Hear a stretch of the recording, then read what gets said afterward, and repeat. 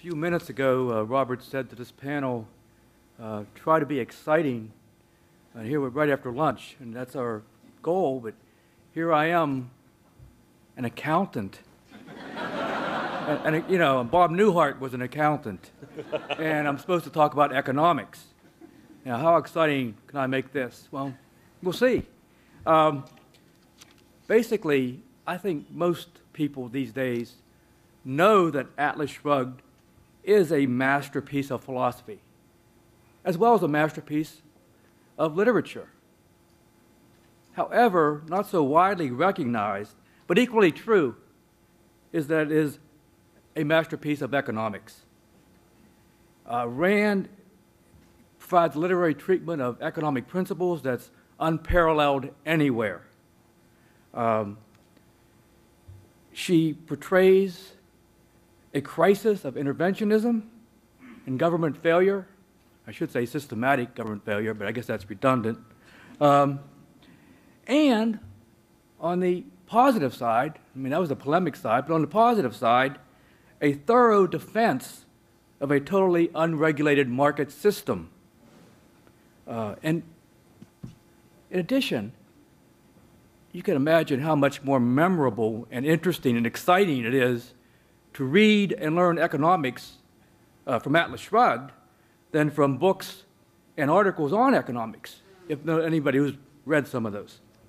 Well, to begin with, Atlas Shrugged masterfully depicts the role of individual initiative and creativity in economic progress, especially through Galt Strike.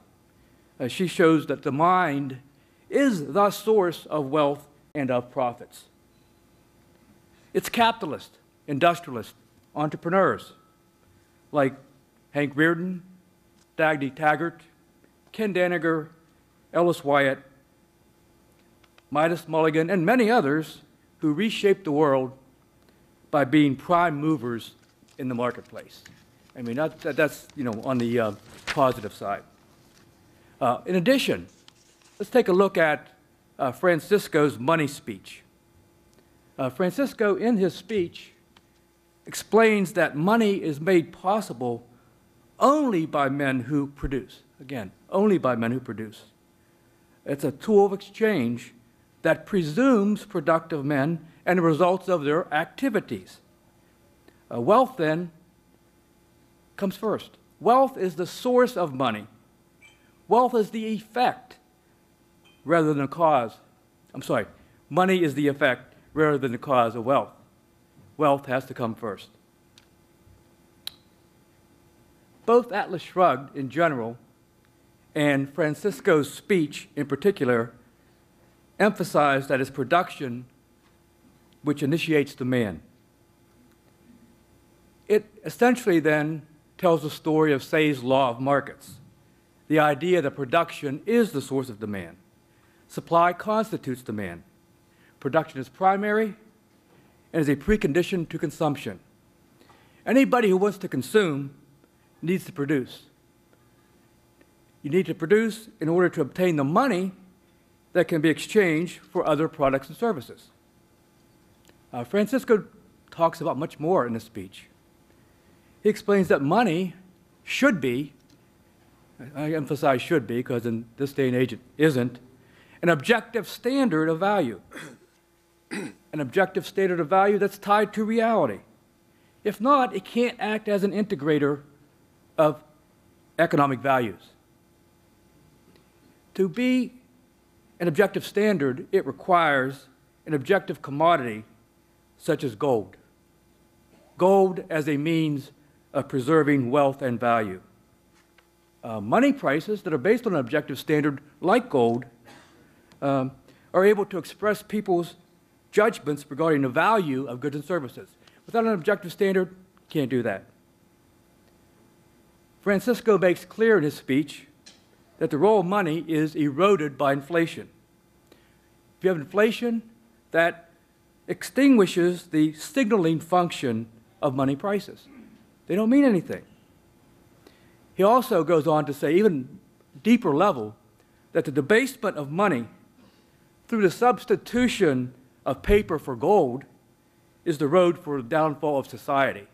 Pretty big statement there. Now, on the more negative side, unfortunately or fortunately, Atlas Shrugged shows the reality of how regulations are made in a mixed economy. We hear things like these are for the public interest, common good, social justice, lots of terms like that. But in reality, private financial interests are many times at the root of why regulations are made. The government grants favors to those who might have the most money, the most political pull, most other influences at any given time.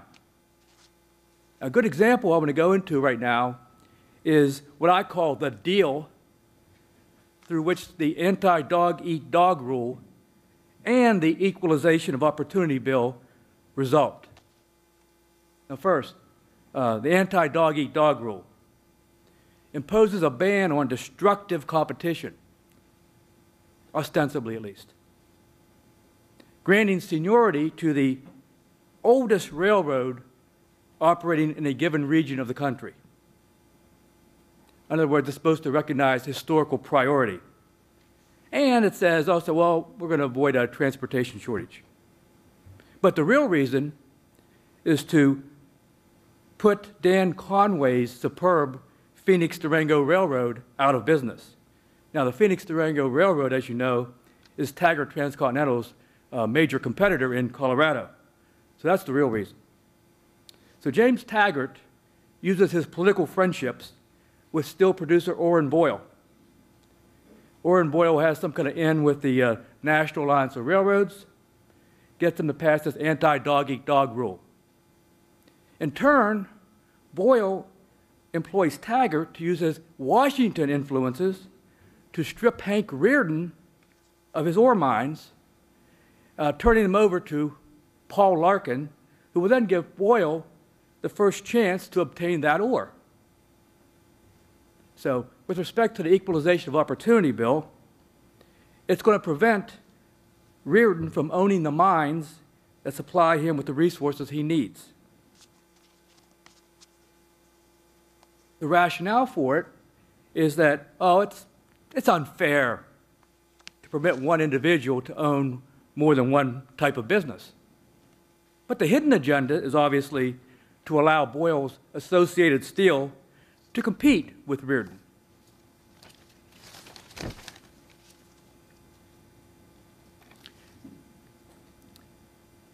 Atlas Shrugged also shows the consequences, I should say perhaps depraved consequences, of following the principle of need rather than the principle of productivity. And, put another way, of adhering to the communist slogan, from each according to his ability, to each according to his need. For example, the State Science Institute sends people to talk to Reardon, saying, we don't want your product on the market because of the social damage it's going to cause to other steel producers. And you can read into this, well, they're trying to save Boyle again, and maybe some others. But still, Reardon's going to have no part of this. Reardon says, I do not worry about these other firms. You know, I make money for my stockholders, and I respect natural rights of people. That's it. That's my job. Okay? But again, they're trying to impose that doctrine of need over that doctrine of productivity. So that's one way. Another one is the story of the 20th century motor company. The story of its destruction when the Starnes heirs try a small-scale socialist experiment. Now, in this experiment, they have their employees vote on who's the most needy and should get the most money.